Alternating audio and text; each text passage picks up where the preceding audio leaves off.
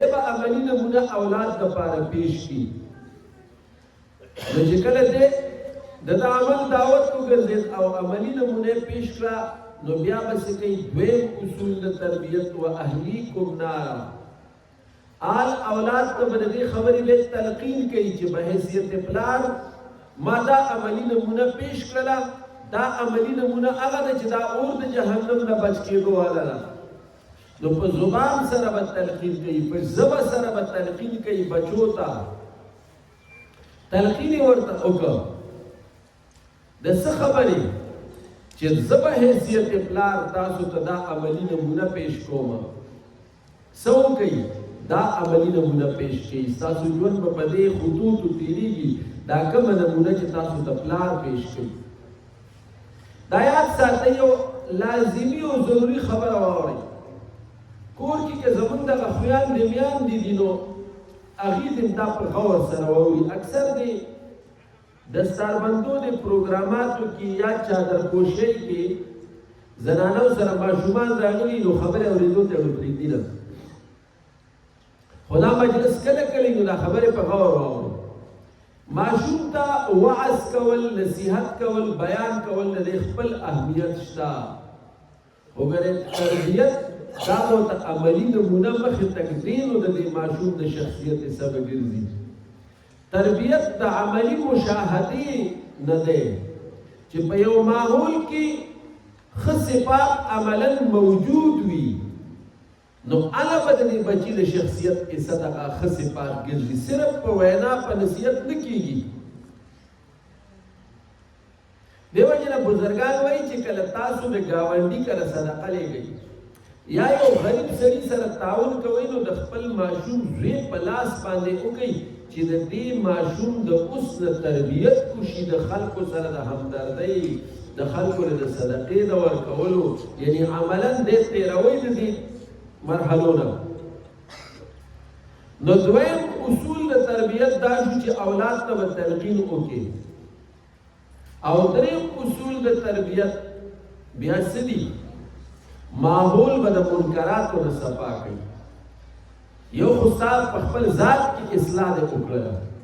او یو په دې ماحول کې داسې کارونه موجود دي د دې ماشوم په تربیت باندې او د په شخصیت باندې اثر انداز کیږي نو د دې ماحول منکرات دا به صفا کول غواړي تاسو میاندې دا خبره ډېر په غور واورئ د دې وخت د ټولو نه لوی منکر غټ سکرین والا موبایل دی ټچ سکرین والا موبایل دی په دې موبایل باندې اجارهداري دا د پردو زنانو د تصویرانو او د ویډیوګانو موږ که د سکرین نه زنانه لري کو نن د سکرین دنیا چې آباده ده نو دا د زنانه په وجود باندې آباده ده موږ که د سکرین نه زنانه لرې کړه لکه د ټلویزیون سکرین دی او که د موبایل سکرین دی نو 70% هلکانو به موبایل راغستی غورځولی وي 70% هلکانو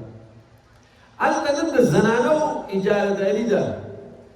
د دې موبایل د سکرین د استعمال په وجه باندې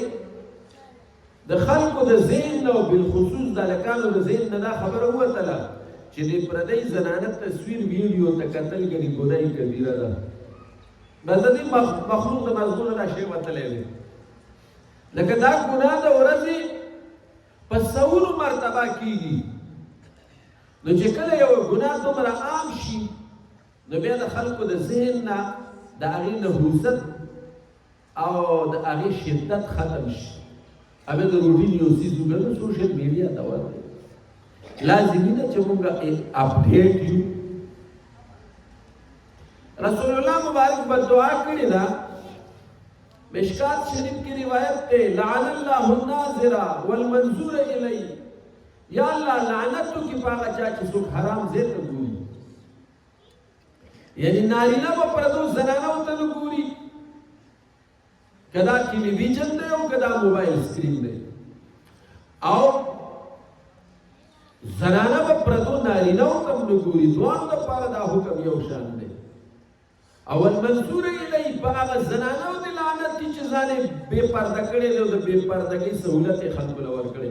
نو په ټولو نه لوی منکر دا موبایل دی پلار سره موبایل وي بچیو سره دې سایټ کې ډډه والي پلار یې موبایل دا سکرین داسې بره پوش کوي دی ورته ګوري او دا معصوم دی معشوم نه معصوم د معصوموالي په دې عمر کې د ده د ذهن نه دا خبره ویستله چې د پردو زنانو کتلو ته ګني ګناه د قتل او دا حرام دي لوی منکر نن دا ګرځېدلی دی او دا عمر د بچي لپاره ډېر اهم دی ماهرین نفسیات وایي چې د ماشوم د تربیت 70% تقاضې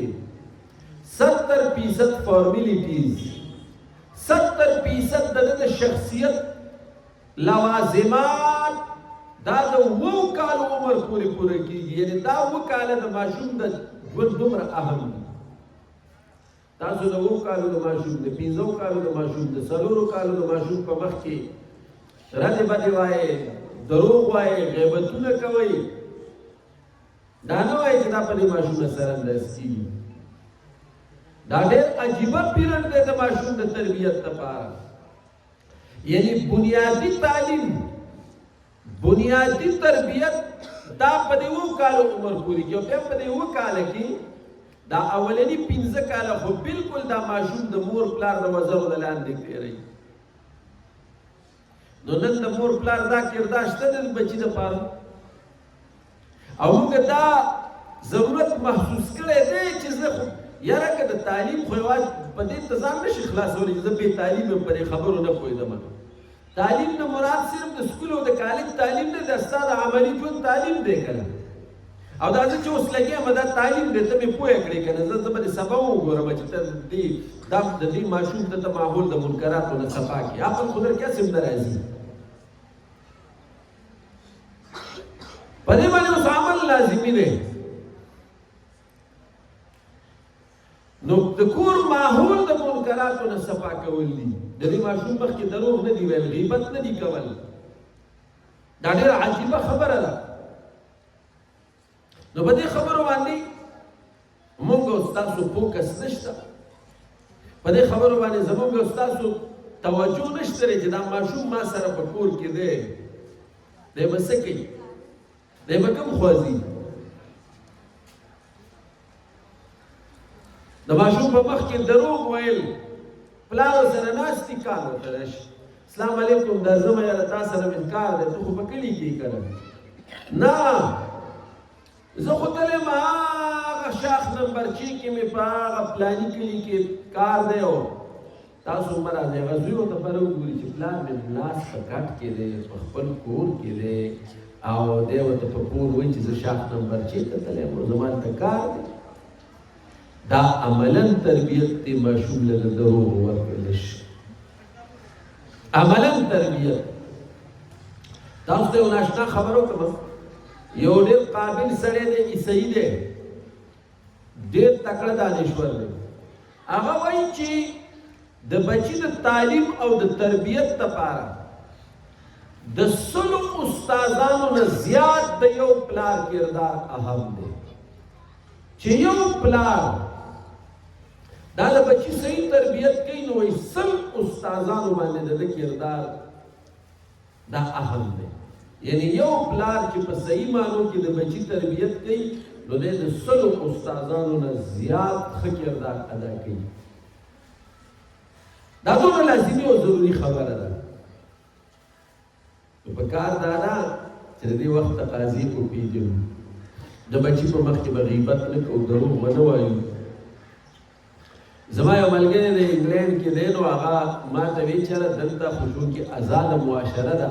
نو د دې عیسوي خاندانونو غټ غټ کورونه وي دی کې بلا کمرې خالي نو دا د بار نه چې کوم سټوډنټان راشي او سبق وایي نو هغوی له په خپلو کورونو کې کمرې په رینټ په کرایه باندې ورکړي وایي زما یو ملګری د یو عیسوي کورنۍ کره اوسېده ښځه او خاوند یو یې ماشوم زوی دا ماشوم زوی د دې هلک سره دومره بلد شي چې دا مور پلار به بار چېرته لاړله دی به دې سره پاتې کېده و یو ورځ دا مور پلار چېرته تلي وو د دې هلک نه یو انټیک سیز مات شه دا پخواني نوادرات نه دې ته انټیک وایي په انګلیش کې چې دا مات شه غالب ویل چې دا مې پلار راشي څه به راته وایي نو زموږ دې ملګري ورته چې تیارېږه مه زه به ورته ځان یاد کړم چې دا زما نه مات شوی دی هماغه شانو شو چې راغله ده ورته چې داسې زما د لاس نه مات شو وایي هغه ورته چې هېڅ مسله نه ده بس ارزان دی بل به والو یو ورځ دوه چې تېره شو نو دې ماشوم نه برداشت ونه شو دې پلار ته وویل چې دا سیز زما د لاس نه مات شوی خو دې انکل راته وی